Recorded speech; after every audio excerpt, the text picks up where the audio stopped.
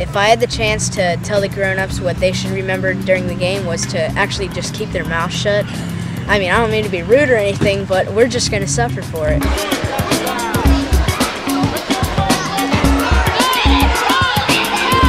If they start yelling at the coaches, they get mad at us and they might take us out of the game. But if they yell at the referees, it takes time out of our game and it may penalize us. So I don't like it at all when the parents yell.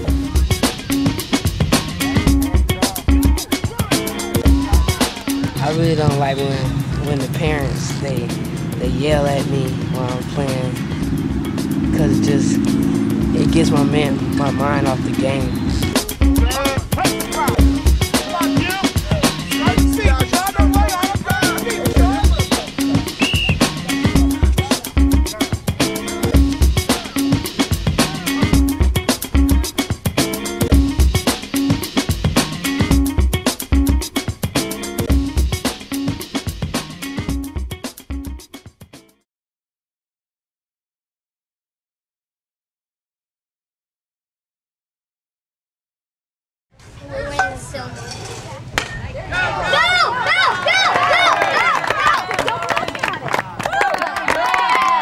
The first game of the season, and wow, what energy, lots of smiles, lots of enthusiasm, and a little bit of uncertainty too, but that's okay. It's natural. It's kids of all abilities and interests, ready to learn, ready to have fun, ready to help the team.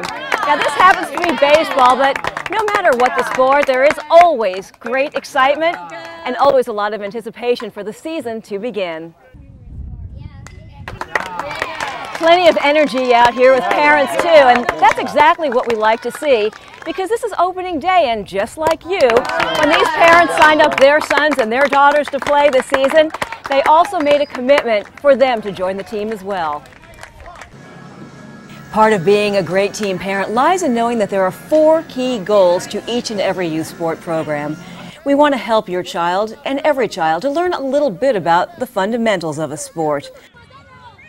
Make some new friends, experience the thrill of sports participation, and have fun. We'll know we've met those goals if in the end your child wants to come back.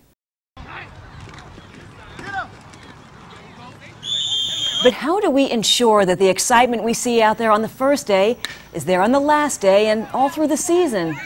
Well, it starts by asking ourselves as parents, what are my goals for a son or daughter learning to play a sport?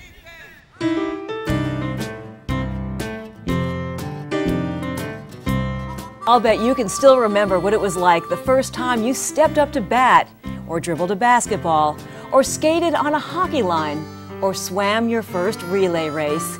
If you kept it up, if it led to years or maybe a lifetime of activities, odds are that it happened because from the very start, it was fun. As a parent, you want youth sports to be fun, but without your commitment to the team, that fun can quickly disappear. What are you thinking? Where's your head today? Come on, snap out of it. You just lost the whole game for the whole team. That sure doesn't seem like much fun to me. How about you? It's hard enough to go out there and play and to be out there with your teammates and to have that added pressure of parents standing there, you know, not necessarily urging you on, but, telling you what you're doing wrong and what you're doing, negative. That kind of adds unfair pressure. And where's most of that pressure coming from? Here's Dr. Dan Wan, professor of psychology at Murray State University. Youth sport, at its very essence, is supposed to be a recreational activity. The purpose is to have fun. In fact, if you look at the sports psychology research on the motives for children wanting to participate, the vast majority indicates that having fun is the primary motive. However, some parents become overzealous in their desire to see their children succeed. Now, kept in check, there's nothing wrong with this. We want parents to become involved. The problem becomes apparent when the child's success becomes the only goal, or the most important goal, rather than the child's enjoyment. Ever see yourself in this picture? If so, then it's time to ask yourself again, just what are my goals for my son or daughter in youth sports? If you want your child to enjoy being on a team, it's important for you to know that of the 20 million children participating in out-of-school youth sports, 70% will quit by the age 13. The #1 reason cited by children for quitting sports is that it just stops being fun. Anytime a parent wants their child to participate to satisfy the parent's needs, you're going to have a problem. When your child succeeds, of course you feel pride, but for whom are you feeling that pride? Is it for you or is it for your child? You have to be honest with yourself here. The parent's job is to provide their children with unconditional love and support, whether they win or lose. How they handle this responsibility will determine the level of fun and enjoyment that the experience will bring to everyone involved. Okay, so what can you, as a parent and an important member of our program, do to keep youth sports fun and enjoyable for everyone, kids and adults? Well, let's start with a look at our team roster. Here's our group of players. They're out on the field, on the ice, on the court, ready to play and have fun. Here are the coaches, adults who've agreed to take on a serious yet very rewarding challenge. Your coaches have a very important leadership role on the team, but to do their job well, they need the assistance of some other important team members, you, the parents, the fans in the stands encouraging the learning, the efforts, the smiles, and sharing in the fun. Let's take a look at our team game plan. As the leader of our team, it's the coach or coach's job to help kids learn how to develop skills and confidence while playing safely and fairly. As part of our team, you need to respect the commitment of your coach, the commitment your coach has made to each and every player. It's not fair to treat the coach as an unpaid babysitter. It's also not fair to think of the games and practices as free time when you can just drop the kids off and escape parenting for an hour or two. Everybody get a snack and a drink. Being on our team requires important commitments on your part too. And it all starts with recognizing that in order for it to be fun, youth sports needs to be a positive learning experience. Stay low and you drive short, choppy steps. We view this youth sports program as an extension of your child's opportunity to learn motor skills, teamwork, cooperation, sportsmanship, and social skills, and many other positive traits that will contribute to their growth and to their development as confident, productive, and compassionate young people.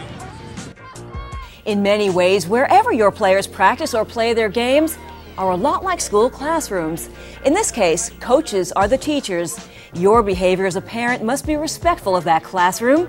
This means showing respect for coaches and officials. Let the coaches coach. Let the officials officiate. Your role, and it's an important one, is to show your support through positive, encouraging comments to players on both teams. That's right. After all, young athletes look for and need positive reinforcement for their efforts, regardless of which team they're on. Remember, these are kids out here. They're not miniature adults. Sure, they're going to make mistakes. That's all part of the learning process. So go easy on them and fight the urge to criticize. Always be mindful of the fact that the coaches are going to do their best to make sure that every child has the best experience possible. You certainly have the right to voice your opinion or complaint, but it is not appropriate to discuss your concerns at practices or at the games. The coach's focus and responsibility is with the players. The time to address your concerns is away from the players, and in particular, away from your child. After all, you wouldn't disrupt a classroom to approach a teacher. Instead, you'd request a parent-teacher conference when the class is not in session. The same goes for your league. Learn the league's complaint policies and procedures now, and it may come in handy for the future. If you have a question or concern, ask the coach after this meeting or certainly before you get too far into the season. 31, how do we say? Remember, too, that your coaches are attempting to help every player realize his or her potential to learn the plays, to develop skills, and to experience success. This is a key objective of the program. Keep that in mind, and you will better understand why we do what we do and how you can help support the coaches' efforts. Now, for some of you, this is definitely going to test your restraint because in some cases, you may have more experience than your child's coach. Maybe you were an accomplished athlete who played in more competitive games. But remember, that was your turn with sports. Now it's your child's turn. We adults must learn that there is a very big difference between children's games played at an early age and the more competitive sports we may have played later in high school, college, or even professionally. By remembering the differences, we will be better equipped to understand the goals of youth sports and to keep it all in proper perspective for the kids who we are here to help. Good job!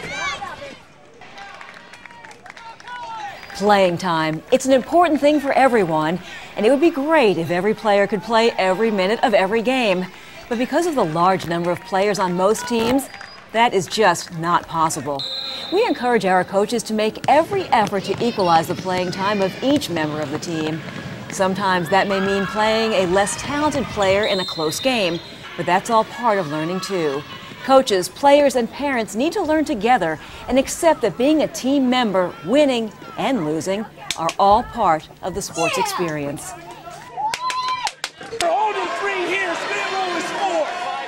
It is a shame when parents are the people least capable of accepting the total scope of a youth sports experience. When adults' emotions get out of hand, when winning overshadows everything, parents ruin the fun for everyone. Part of being an adult and part of being mature has to do with being able to keep your emotions in check.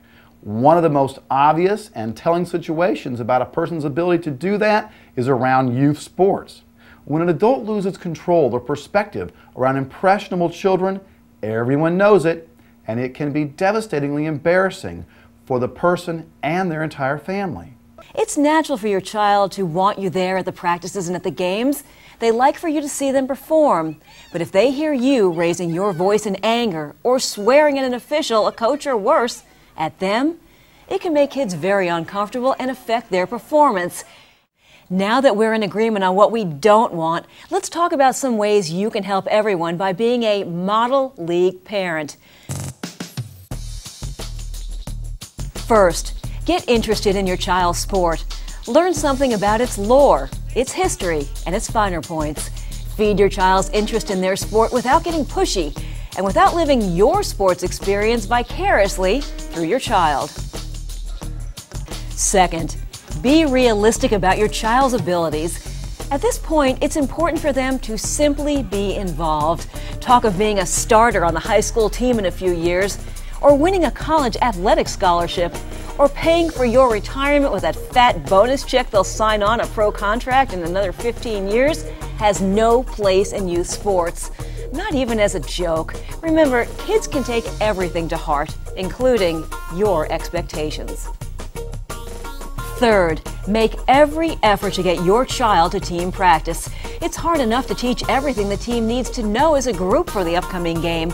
When players miss practices, it puts the whole team at a disadvantage. Fourth, don't undermine your coaches by shouting instructions from the bleachers or suggesting a better way of doing things. If you'd like to be a volunteer, we're always looking for a few good assistant coaches to be part of the staff. Otherwise, mixed instructions only confuse your son or daughter and will also interfere with their skill development and their sense of team play. You can best help your child by watching how the coaches teach skills in practice, then practice those skills with your child at home. It will be fun for both of you, and it will give you a better appreciation for how tough it can be to master some of those skills. Number 5, make it a point to learn the rules of your child's sport. Not only will you have a better appreciation for the game, but you won't be frustrated over not knowing what's going on out there.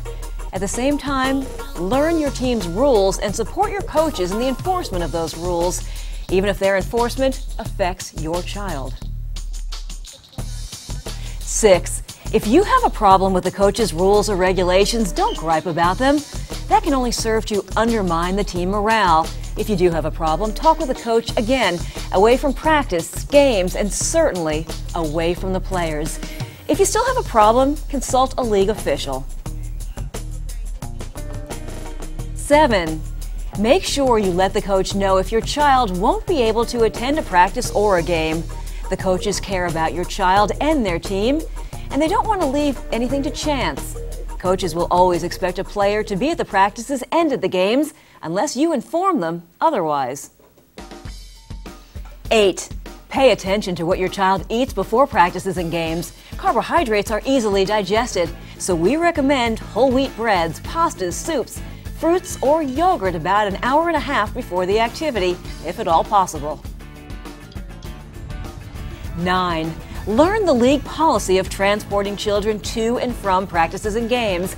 The coaches have families and commitments too, and they can't be responsible for supervising your child until you get around to picking him or her up. 10. Be a supportive role model by refraining from alcohol or tobacco during practices, games, and also at those team parties. Remember, this is your child's classroom. 11. Participate in team activities whenever possible and be a super fan by cheering on both teams. It will double your fun. And 12. Remember that your child's coach is just like you, except that he or she has volunteered a great deal of time and effort to work with your children. Your coaches are not professionals. They're experiencing on-the-job training and want to do their very best to provide excitement, fun, and skill development so that your children will want to stay involved in sports. They need and deserve your support and your appreciation. It's not an easy job, and we are grateful that these dedicated folks have accepted the invitation to serve our league as coaches.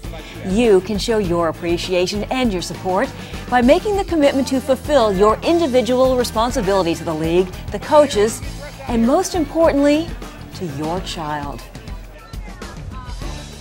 Every day that you wake up, your actions as an adult are being watched and absorbed by the children in your life. Children learn what is appropriate behavior from the adults around them, so we can't afford to make mistakes.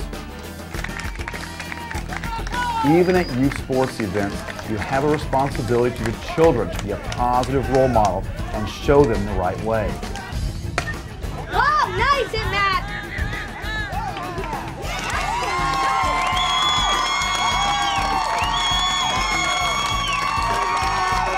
See you later. You know, right from the start, we've said how important it is to know that when you've signed your child up for our league, you've joined the team too.